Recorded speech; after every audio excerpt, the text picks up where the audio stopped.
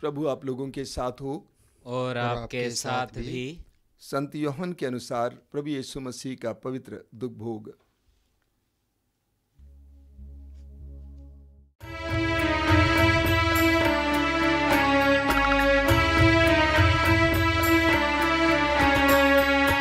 उसके द्वारा हे प्रेम सागर तूने बचाया जगत सारा। क्रूस के द्वारा हे प्रेम सागर तूने बचाया जगत सारा। ये सब कहने के बाद ईसा अपने शिष्यों के साथ किद्रोन नाले के उस पार गए। वहां एक बारी थी, उन्होंने अपने शिष्यों के साथ उसमें प्रवेश किया। उनके विश्वासघाती यूदस को भी वह जगह मालूम थी, क्योंकि ईसा अक्सर अपने शिष्यों के साथ वहां गए थे। इसलिए यूदस पलटन और महायाजकों तथा फरीसियों के भेजे हुए प्यादों के साथ वहां आ पहुंचा। वे लोग लालटेने, मशाले और हथियार लिए थे। ईसा ये जानकर कि मुझ पर क्या क्या बीतेगी, आगे बढ़े और उनसे बोले, किसे ढूंढते हो? उन्होंने उत्तर दिया, ईसा नाजरी को। ईसा ने उनसे कहा, मैं वही हूँ। वहां उनका विश्वासघाती यूदस भी उन लोगों के साथ खड़ा था। जब ईसा ने उनसे कहा मैं ही हूं, तो वे पीछे हटकर भूमि पर गिर पड़े। ईसा ने उनसे फिर पूछा, किसे ढूंढते हो? वे बोले, ईसा नाजरी को। इस पर ईसा ने कहा, मैं तुम लोगों से कह चुका हूँ कि मैं वही हूँ। यदि तुम मुझे ढूंढते हो तो इन्हें जाने दो। ये इसलिए हुआ कि उनका ये कथन पूरा हो जाए, तूने मुझको जिन्हें सौंपा है, मैंने उनमें से एक का भी सर्वनाश नहीं होने दिया। उस समय सीमोन पेतरुस ने अपनी तलवार खींच ली और प्रधान याजक के नौकर पर चलाकर उसका दाहिना कान उड़ा दिया। उस नौकर का नाम मलखुस था। ईसा ने पेतरुस से कहा,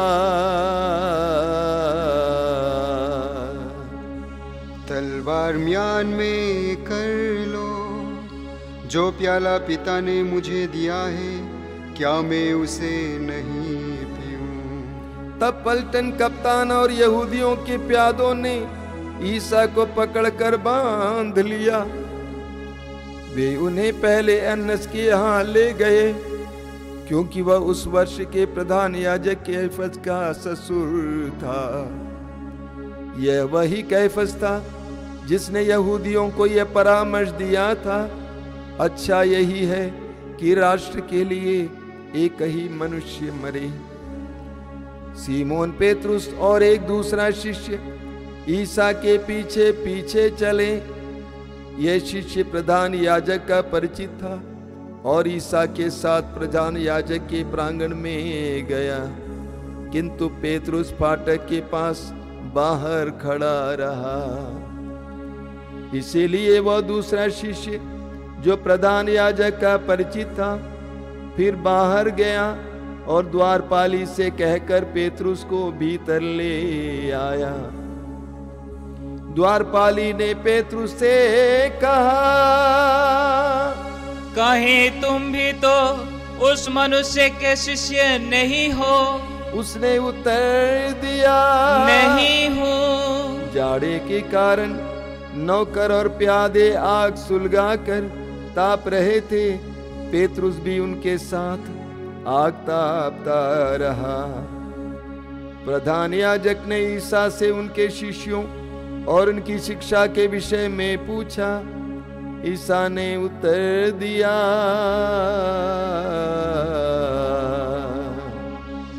मैं संसार के सामने प्रकट रूप से बोला हूँ। मैंने सदा सभागृह और मंदिर में, जहाँ सब यहूदी एकत्र हुआ करते हैं, शिक्षा दी है। मैंने गुप्त रूप से कुछ नहीं कहा। यह आप मुझसे क्यों पूछते हैं, उनसे पूछिए जिन्होंने मेरी शिक्षा सुनी है। वे जानते हैं कि मैंने क्या क्या कहा। इस पर पास खड़े प्यादों में से एक ने ईसा को थप्पड़ मारकर कहा, तुम प्रधान याजक को इस तरह जवाब देते हो? ईसा ने उससे कहा, यदि मैंने गलत कहा तो गलती बता दो, और यदि ठीक कहा तो मुझे क्यों मारते हो। इसके बाद अन्नस ने बांधे हुए ईसा को प्रधान याजक कैफस के पास भेजा। सीमोन पेतरुस उस समय आग ताप रहा था। कुछ लोगों ने उससे कहा, कहीं तुम भी तो उसके शिष्य नहीं हो? उसने अस्वीकार करते हुए कहा, नहीं हूँ। प्रधान याजक का एक नौकर उस व्यक्ति का संबंधी था जिसका कान पेतरुस ने उड़ा दिया था। उसने कहा, क्या मैंने तुमको उसके साथ बारी में नहीं देखा था? पेतरुस ने फिर अस्वीकार किया और उसी क्षण मुर्गे ने बांग दी।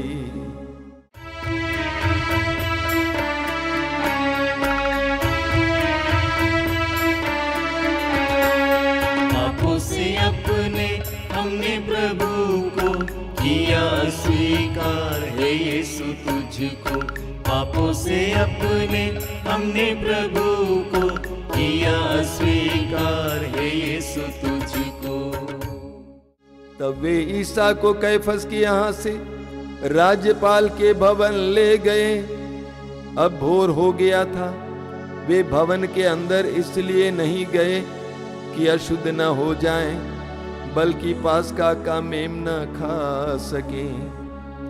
पिलातुस बाहर आकर उनसे मिला और बोला, आप लोग इस मनुष्य पर कौन सा अभियोग लगाते हैं? उन्होंने उत्तर दिया, यदि ये कुकर्मी नहीं होता तो हमने इसे आपके हवाले नहीं किया होता।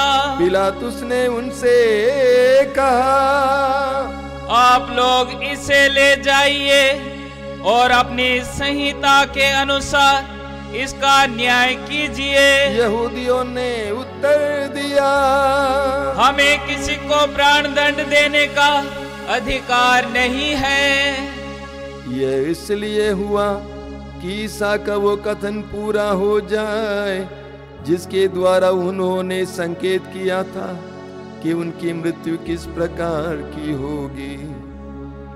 तब पिलातुस ने फिर भवन में जाकर ईसा को बुला भेजा और उनसे कहा, क्या तुम यहूदियों के राजा हो? ईसा ने उत्तर दिया,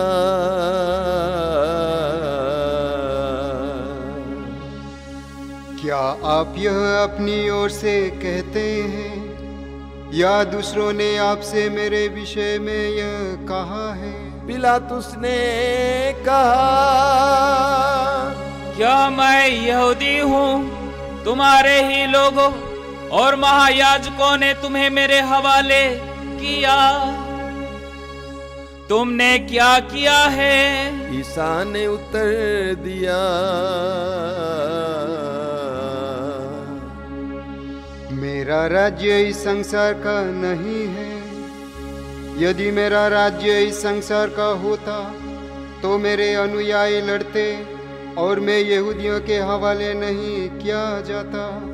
परंतु मेरा राज्य यहाँ का नहीं है। इस पर पिलातुस ने उससे कहा, तो तुम जानो, तो तुम राजा हो। ईसा ने उत्तर दिया, आप ठीक ही कहते हैं, मैं राजा हूँ। मैं इसलिए जन्मा और इसलिए संसार में आया हूँ कि सत्य के विषय में साक्ष्य दूं। जो सत्य के पक्ष में है वो मेरी सुनता है। पिलातुस ने उनसे कहा, सत्य क्या है? वह ये कहकर फिर बाहर गया और यहूदियों के पास आकर बोला, मैं तो उसमें कोई दोष नहीं पाता हूँ, लेकिन तुम्हारे लिए पास्का के अवसर पर एक बंदी को रिहा करने का रिवाज है। क्या तुम लोग चाहते हो कि मैं तुम्हारे लिए यहूदियों के राजा को रिहा कर दूं? इस पर वे चिल्ला उठे, इसे नहीं, बराबस को। बराबस तो डाकू था। तब पिलातुस ने ईसा को ले जाकर कोड़े लगाने का आदेश दिया।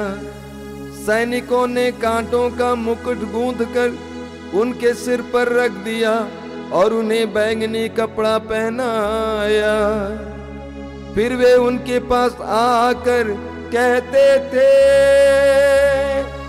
यहूदियों के राजा प्रणाम। और वे उन्हें थप्पड़ मारते जाते थे। पिलातुस ने फिर बाहर जाकर लोगों से कहा, देखो, मैं उसे तुम लोगों के सामने बाहर ले आता हूँ, जिससे तुम ये जान लो कि मैं उसमें कोई दोष नहीं पाता। तब ईसा कांटों का मुकुट और बैंगनी कपड़ा पहने बाहर आए। पिलातुस ने लोगों से कहा, यही है वो मनुष्य। महायाजक और प्यादे उन्हें देखते ही चिल्ला उठे, इसे क्रूस दीजिए, इसे क्रूस दीजिए। पिलातुस ने उनसे कहा, इसे तुम ही ने ले जाओ और क्रूस पर चढ़ाओ, मैं तो इसमें कोई दोष नहीं पाता। यहूदियों ने उत्तर दिया, हमारी एक संहिता है और उस संहिता के अनुसार ये प्राण दंड के योग्य है, क्योंकि इसने ईश्वर का पुत्र होने का दावा किया है। पिलातुस ये सुनकर और भी डर गया। उसने फिर भवन के अंदर जाकर ईसा से पूछा, तुम कहाँ के हो? किंतु ईसा ने उसे उत्तर नहीं दिया। इस पर पिलातुस ने उनसे कहा, तुम मुझसे क्यों नहीं बोलते? क्या तुम ये नहीं जानते कि मुझे तुमको रिहा करने का भी अधिकार है और तुमको क्रूस पर चढ़ाने का भी? ईसा ने उत्तर दिया, यदि आपको ऊपर से अधिकार ना दिया गया होता तो आपका मुझ पर कोई अधिकार नहीं होता। इसलिए जिसने मुझे आपके हवाले किया वह अधिक दोषी है। इसके बाद पिलातुस ईसा को मुक्त करने का उपाय ढूंढते रहा, परंतु यहूदी कहते हुए चिल्लाते रहे, यदि आप इसे रिहा करते हैं तो आप कैसर के हितैषी नहीं है।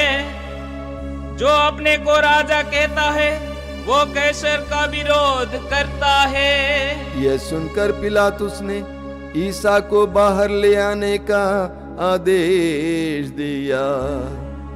वह अपने न्यायासन पर उस जगह जो लिथोस्त्रोतस और गिब्रानी में गब्बथा कहलाती है बैठ गया। पास्का की तैयारी का दिन था, लगभग दोपहर का समय था।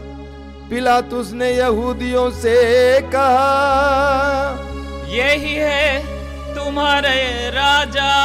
इस पर वे चिल्ला उठे, ले जाइए, इसे क्रूस दीजिए। पिलातुस ने उनसे कहा, क्या मैं तुम्हारे राजा को क्रूस पर चढ़ा दूं? महायाजकों ने उत्तर दिया, कैसर के सिवा हमारा कोई राजा नहीं। तब पिलातुस ने ईसा को क्रूस पर चढ़ाने के लिए उनके हवाले कर दिया। वे ईसा को ले गए और वह अपना क्रूस ढोते हुए खोपड़ी की जगह नामक स्थान गए। इब्रानी में उसका नाम गुलगुथा है। वहां उन्होंने ईसा को और उनके साथ 2 व्यक्तियों को क्रूस पर चढ़ाया, एक को इस ओर, दूसरे को उस ओर, और बीच में ईसा को। पिलातुस ने एक दोष पत्र भी लिखवा कर क्रूस पर लगवा दिया। वह इस प्रकार था, ईसा नाज़री यहूदियों के राजा। बहुत से यहूदियों ने यह दोष पत्र पढ़ा, क्योंकि वो स्थान जहां ईसा क्रूस पर चढ़ाए गए थे शहर के पास ही था, और दोष पत्र इब्रानी, लातीनी और यूनानी भाषा में लिखा हुआ था। इसीलिए यहूदियों के महायाजकों ने पिलातुस से कहा, आप ये नहीं लिखिए यहूदियों का राजा, बल्कि इसने कहा कि मैं यहूदियों का राजा हूँ। पिलातुस ने उत्तर दिया, मैंने जो लिख दिया सो लिख दिया। ईसा को क्रूस पर चढ़ाने के बाद सैनिकों ने उनके कपड़े ले लिए और कुर्ते के सिवा उन कपड़ों को 4-4 भाग कर दिए, हर सैनिक के लिए एक एक भाग। उस कुर्ते में सीवन नहीं था, वह ऊंच से नीचे तक पूरा का पूरा बुना हुआ था। उन्होंने आपस में कहा, हम इसे नहीं फाड़े, चिट्ठी डालकर देख ले कि ये किसे मिलता है। ये इसलिए हुआ कि धर्म ग्रंथ का ये कथन पूरा हो जाए। उन्होंने मेरे कपड़े आपस में बांट लिए और मेरे वस्त्र पर चिट्ठी डाली। सैनिकों ने ऐसा ही किया। ईसा की माता, उसकी बहन क्लोफस की पत्नी मरियम और मरियम मगदलेना उनके क्रूस के पास खड़ी थी। ईसा ने अपनी माता को और उनके पास अपने उस शिष्य को जिसे वो प्यार करते थे देखा। उन्होंने अपनी माता से कहा, भद्रे, यह आपका पुत्र है। इसके बाद उन्होंने उस शिष्य से कहा, यह तुम्हारी माता है। उस समय से उस शिष्य ने उसे अपने यहाँ आश्रय दिया।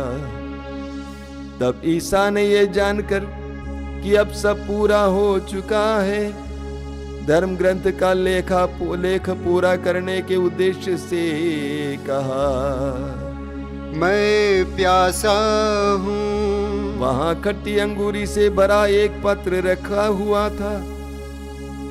लोगों ने उसमें एक पनसोखता डुबाया और उसे जूफे की डंडी पर रखकर ईसा के मुख से लगा दिया। ईसा ने खट्टी अंगूरी चख कर कहा,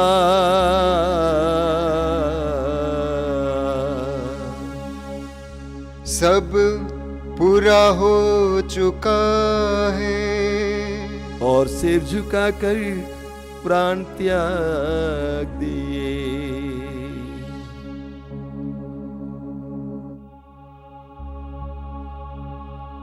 वो तैयारी का दिन था।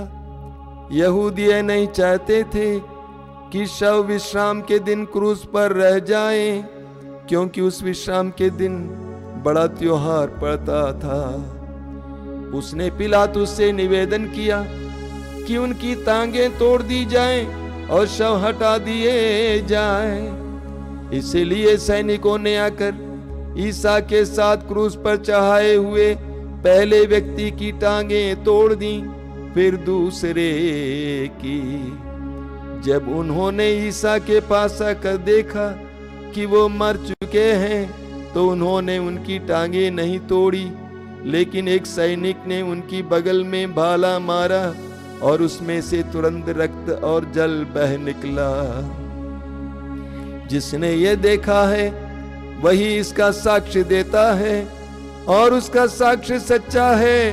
वो जानता है कि वो सच बोलता है, जिससे आप लोग भी विश्वास करें। यह इसलिए हुआ कि धर्म ग्रंथ का यह कथन पूरा हो जाए, उसकी एक भी हड्डी नहीं तोड़ी जाएगी। फिर धर्म ग्रंथ का एक दूसरा कथन इस प्रकार है, उन्होंने जिसे छेदा वे उसी की ओर देखेंगे। इसके बाद अरिमथिया के यूसुफ ने, जो यहूदियों के भय के कारण ईसा का गुप्त शिष्य था, पिलातुस से ईसा का शव ले जाने की अनुमति मांगी। पिलातुस ने अनुमति दे दी। इसलिए यूसुफ आकर ईसा का शव ले गया। निकोदेमुस भी पहुंचा, जो पहले रात को ईसा से मिलने आया था। वह लगभग 50 सेर का गंधरस और अगरू का सम्मिश्रण लाया। उन्होंने ईसा का शव लिया और यहूदियों की दफन की प्रथा के अनुसार उसे सुगंधित द्रव्यों के साथ छालटी की पट्टियों में लपेटा। जहां ईसा क्रूस पर चढ़ाए गए थे, वहां एक बारी थी, और उस बारी में एक नई कब्र, जिसमें अब तक कोई नहीं रखा गया था। उन्होंने ईसा को वहीं रख दिया, क्योंकि वो यहूदियों के लिए तैयारी का दिन था और वह कब्र निकट ही थी। ये प्रभु का दिव्य सुसमाचार है। ख्रीस्त की जय।